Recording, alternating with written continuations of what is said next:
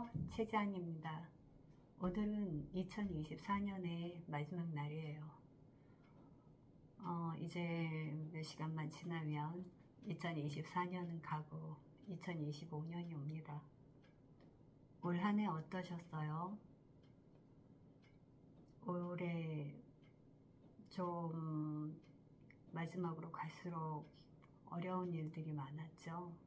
힘들고 내년에는 좋은 일들이 많이 생겼으면 좋겠는데요. 오늘은 제가 들고 나온 건 수필집이에요.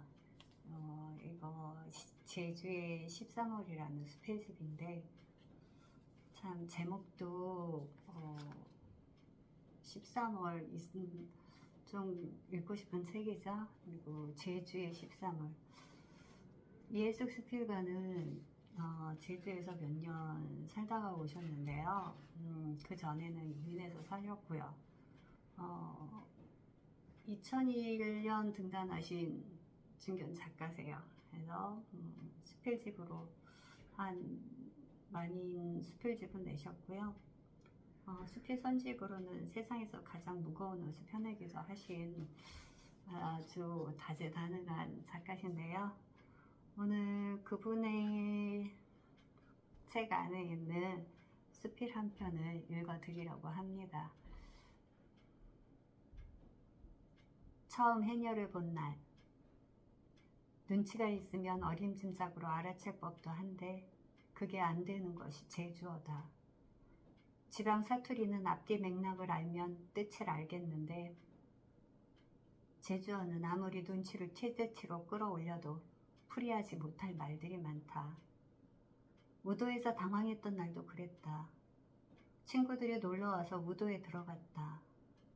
우도가 다른 섬에 비해 넓긴 해도 여행객이 다니는 코스는 정해져 있다. 서빈백사해변, 건멀레해변, 하고수동 해변, 우도 등대. 거기서는 여행 온 외지인들만 보인다. 기념품 가게, 편의점, 카페, 어딜 가도 주인들이 깍듯한 표준어로 맞이한다. 제주에서 제주 사람을 만나는 게 더 어렵다.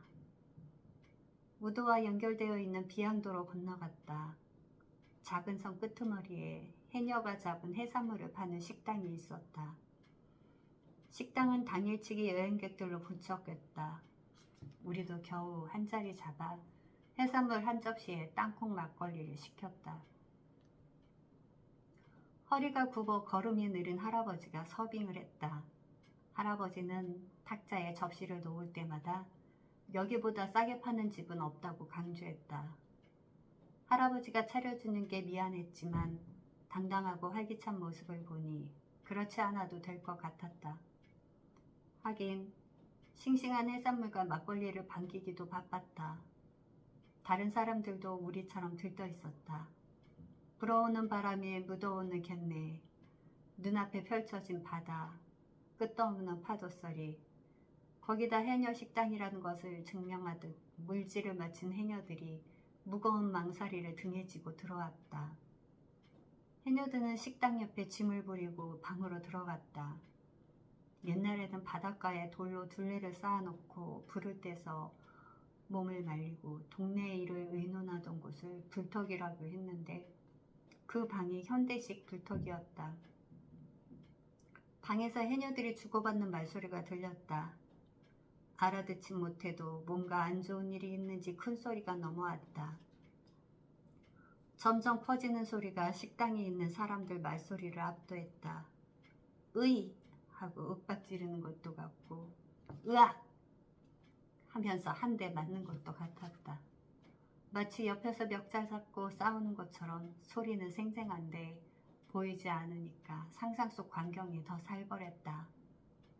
하나둘 말소리가 줄면서 약속이나 한 듯 시선이 한쪽으로 고정되었다.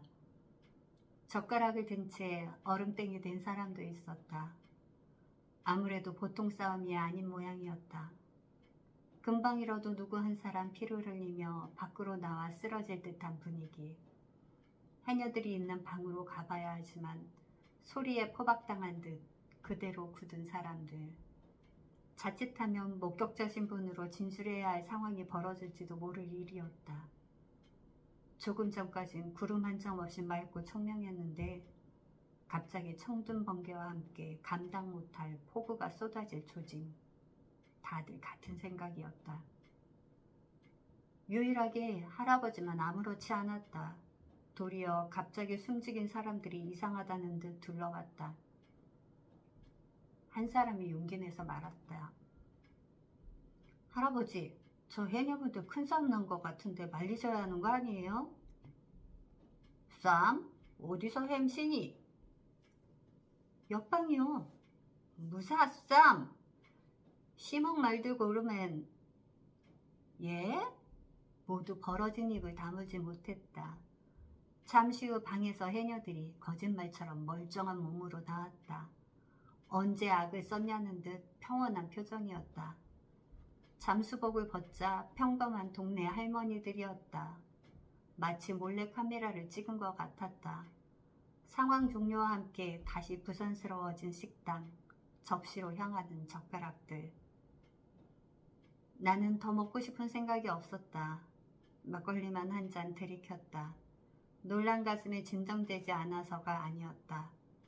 가까이서 들은 제주어가 낯설다기보다 처연하게 와 박혔다. 바다에서 멀리 있는 동료를 부르다 보니 해녀들은 자신도 모르게 소리가 커졌구나. 깊은 바닷속에 들어가 물질하다 수압의 청력이 약해졌구나. 해녀들은 저승가서 번 돈 이승에서 쓴다는데 우리가 먹는 전복이며 소라가 다 저승에서 따온 거구나. 잘 들으셨나요? 어느 식당에 갔다가 해녀들이 들어가는 방에 들어갔는데 거기에서 나오는 소리가 알아들을 수도 없는 언어고 또 막 싸우는 것 같더랍니다. 그래서 모두 다 그 식당에 있던 손님들이 걱정을 했다는데요. 사실은 해녀들이 일상적으로 말을 하는 거였는데 우리 일반 사람들이 듣기에는 마치 싸움을 하는 것처럼 거칠고 커다랗게 들렸던가 봅니다. 그런데 재밌는 건 그 스필가의 눈이에요. 그 마음이라고 할까? 그 사람들이 크고 거칠다고 보통 사람들은 생각을 했겠지만 스필가는 귀가 멀어서 청력이 약해져서 그렇게 할 수밖에 없었던 그 해녀의 그런 속을 알아차린다는 거죠. 이게 수필의 묘미가 아닌가 싶어요. 수필가의 눈으로 바라본 일상들. 수필가는 눈으로 보이는 것보다 그 안에 있는 다른 것을, 다른 의미를, 그 안에 스며든 것을 찾아보는, 그거를 알아보는 눈을 가진 작가가 수필가가 아닌가 합니다. 오늘 제주의 13월을 했는데요. 이 책 어디에도 제주의 13월이라는 제목은 없었습니다. 하지만 저는 이 책을 읽으면서 그래, 제주에는 우리가 아는 12월만 있는 게 아니라 또 다른 13월이, 다른 13월이 있는 것 같습니다. 제주 토박이어가 들어있기도 하고요. 읽다 보면 작가의 따뜻한 마음도 느껴지기도 합니다. 우리가 이렇게 글로다 쓰는 거는 글말이라고 하죠. 근데 이 수필은 입말로 쓰였습니다. 우리가 실제로 하는 말, 옆 사람한테 조곤조곤 들려주는 말처럼 서술한 수필가의 그런 문장들이 너무나 정겹고 깊습니다. 이제 몇 시간 남지 않은 2024년 지나갑니다. 어떻게 보면 좀 슬픈 한 해였죠. 제주항공 참사도 있고 그 전에 우리는 계엄령도 맛보고 지나갔어요. 수상한 계절입니다. 내년에는 아주 좋은 일이 있었으면 좋겠습니다. 내년에 다시 뵐게요. 복 많이 받으세요.